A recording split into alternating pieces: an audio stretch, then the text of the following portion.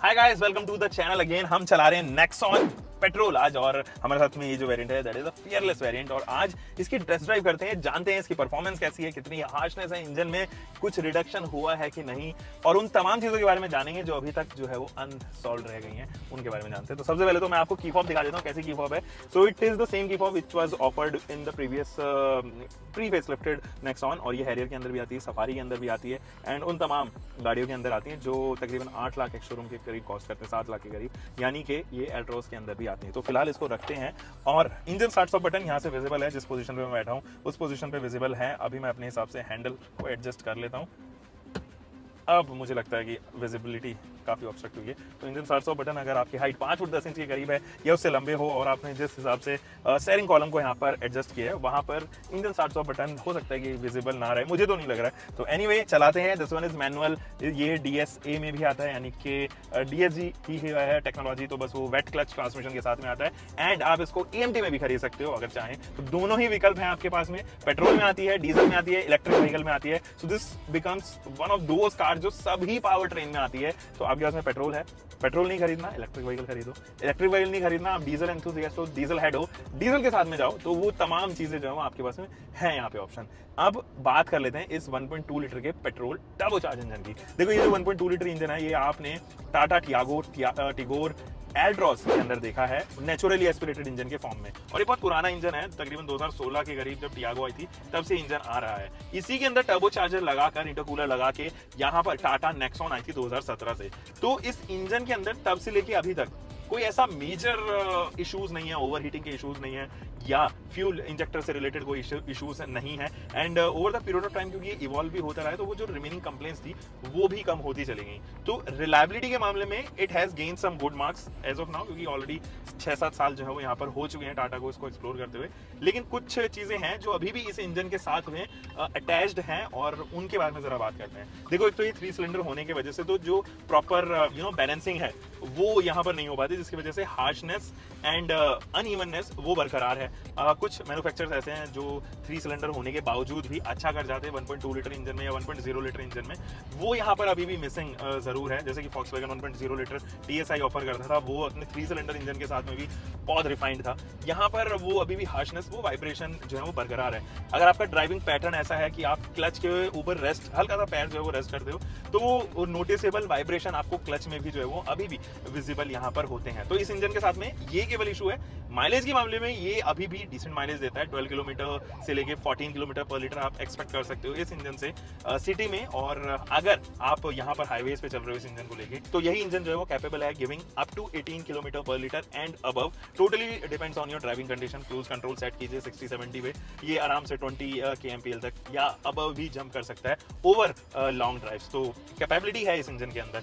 अभी जरा steering feedback के बारे में बात कर लेते हैं गाइस। जो इसका स्टीयरिंग है वो मेरा कमाल का है, मुझे लगता है कि ये कभी भी आपको परेशान नहीं करेगा। बहुत लाइट वेटेड है एंड एक्यूरेटली वेटेड है, मैं ये कहूंगा। लाइट स्टीयरिंग है। अगर आप हाईवे पे चलोगे 70-80 क्रॉस करते ही, तो इसके अंदर ना वेट गेन होने लग जाता है। तो अननेसेसरी का जो स्टीयरिंग है, या जिसको ओवर स्टीयर कहते हैं, वो नहीं होता है। और अंडर स्टीयर भी ये नहीं होता है इन सिटीज, क्योंकि आपके पास में सॉफ्ट स्टीयरिंग है। तो under steering and over steering की इशूज इसके अंदर बिल्कुल भी नहीं है। जैसे 2 स्पोक स्टीयरिंग कॉलम आया है तब से तो ये मुझे लगता है कि और भी ज्यादा स्मूथ हो गया। हालांकि मैकेनिज्म रिमेन सेम, वो रैक एंड पिनियन मैकेनिज्म ही इस्तेमाल करता है, लेकिन अभी भी जो स्टीयरिंग है वो फीडबैक वैसा ही है। पुराने वाली नेक्सॉन में भी जो है वो स्टीयरिंग फीडबैक की कोई ऐसी इशू नहीं थी। अब क्योंकि ये SUV है ना, और आप इसको cuts and curves and rash driving and कुछ इस तरीके से चलाना प्रेफर कभी नहीं करोगे जो इसके DNA के अंदर नहीं है, यानी कि रैश ड्राइविंग इज समथिंग। क्योंकि ये SUV है, it is planted higher ground clearance होने की वजह से वो aerodynamic and centre of gravity जो है वो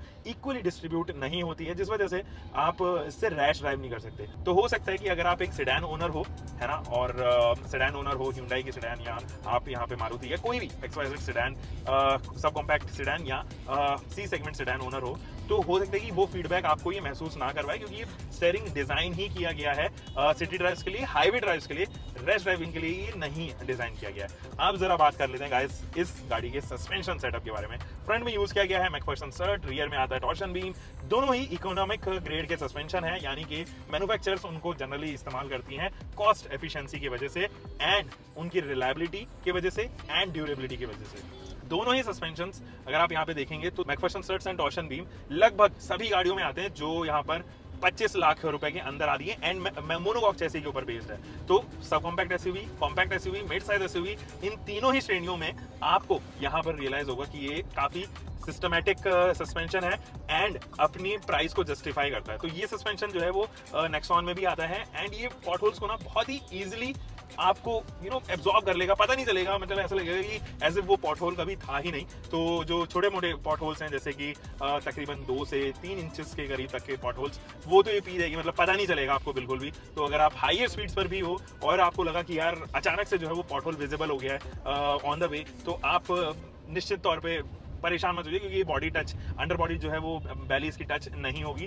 और उसका एक रीजन ये भी है कि एक तो अच्छा सस्पेंशन है, दूसरे रीजन ये है कि ये बेहतरीन ग्राउंड क्लियरेंस के साथ में आती है।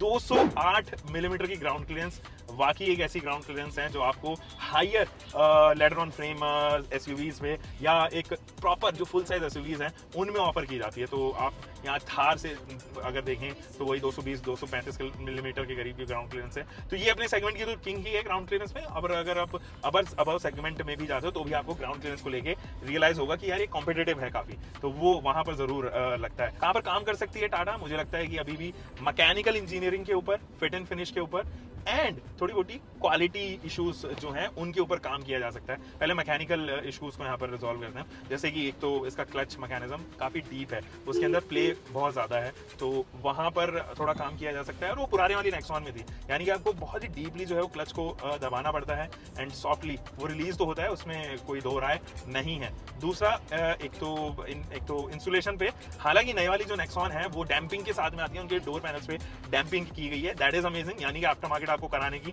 जरूरत नहीं है इसके अंदर, जिसकी वजह से इंसुलेशन काफी हद तक कंट्रोल हुआ है। लेकिन अभी भी मुझे ऐसा लगता है कि वो रोड नॉइज, वो tyre noise, wind noise and engine noise, ये तीनों चारों के ऊपर अभी और हल्का सा काम करना बाकी रह गया है। फिट एंड फिनिश के मामले में अभी भी 4-5 जगह आपको पैनल गैपिंग्स विजिबल होंगी। अगर आप कार एंथुसियास्ट नहीं हो तभी आप बता सकते हो यार पैनल गैपिंग इस तरफ, जैसे ए पिलर पे आपको रियलाइज होगा, यहाँ पे ओवरवीएम पे आप देखोगे कि गैप जो है वो काफी ज्यादा है, तो वो एविडेंट नोटिस जरूर यहाँ पर रहती हैं। तो मुझे लगता है कि वो वहां पर किया जा सकता था और उसके ऊपर काम किया जा सकता था। हेडलाइट टेक्नोलॉजी के ऊपर जरूर मैं कहूंगा कि टाटा ने चुम्मेश्वरी काम यहाँ पे किया है। उन्होंने LED projected headlight setup, DRLs and tail light units तीनों ही एज स्टैंडर्ड रखी हैं। सेफ्टी के ऊपर undoubtedly this is one of the safest SUVs India has ever produced. Reason being अब ये 6 एयर बैग्स एज स्टैंडर्ड आते हैं। आई मीन मतलब 8 लाख रुपए में पहले इसका एक शोरूम था जब 8 लाख में 2 आपको यहाँ पर जो है वो एयर बैग्स ऑफर किए जाते थे। अब अगर आप देखोगे तो आपको 8,10,000 रुपए यानी कि 10,000 रुपए एक्स्ट्रा देके 6 एयर बैग्स ऑफर किए जा रहे हैं। तो मेरे ख्याल में मैन्युफैक्चरर अक्सर आप अगर इस तरीके से देखोगे उनके छोटे वेरिएंट्स में भी अगर 6 एयरबैग्स आते हैं तो उनका प्रायोरिटी सेफ्टी को लेके जो है वो जरूर यहाँ पर रहती है। यही रीजन है कि टाटा ने क्रैश टेस्ट में अच्छी रेटिंग्स लेके आई वो, और साथ ही अगर आप देखेंगे तो छोटे वेरिएंट्स में भी अगर 6 एयरबैग्स आते हैं तो कहीं ना कहीं वो मुझे लगता है कि अच्छी चीज जरूर रहती है। अभी लोगों का जो माइंडसेट है वो भी over the period of time evolve हुआ है सेफ्टी को लेके। पहले माइलेज को लेके जो है वो कंसर्न ज्यादा लोग रहते थे, अब उन्हें लगता है कि यार 1-2 रुपए पर किलोमीटर अगर मैं एक्स्ट्रा पे भी कर रहा हूँ तो ठीक है, कम से कम मैं अपने लिए, अपनी आने वाली नई जनरेशन जो ऑलरेडी गाड़ी में बैठी हुई है उनको लेके तो कम से कम सेफ महसूस करूँ। वो माइंडसेट भी जो है वो over the period of time grow हुआ है एंड यही रीजन है कि टाटा की जो रेटिंग्स है उन्होंने अपनी मार्केटिंग को काफी अच्छे से कैश इन किया है इस सेफ्टी रेटिंग की वजह से। यही रीजन है कि जब टाटा नेक्सॉन आई थी तब 3,000 यूनिट बिकती थी और अब वो 12 से 15,000 यूनिट्स बिक रही हैं पर month, which is mind blowing. मतलब 500% का growth rate is amazing guys. तो here is the Tata Nexon जो मैंने आपके साथ में एक्सप्लेन की, जिसका रिव्यू मैंने आपके साथ में शेयर किया, और उम्मीद है कि आपको पसंद आया होगा तो उन लोगों के साथ में शेयर भी कर दीजिए। हम मिलेंगे दोस्तों एक और नई वीडियो के साथ में, तब तक के लिए आप अपना ध्यान रखें, सुरक्षित चलें। Until for next time, bye-bye, take care, keep moving, car, bike, whatever you're having, drive safe guys।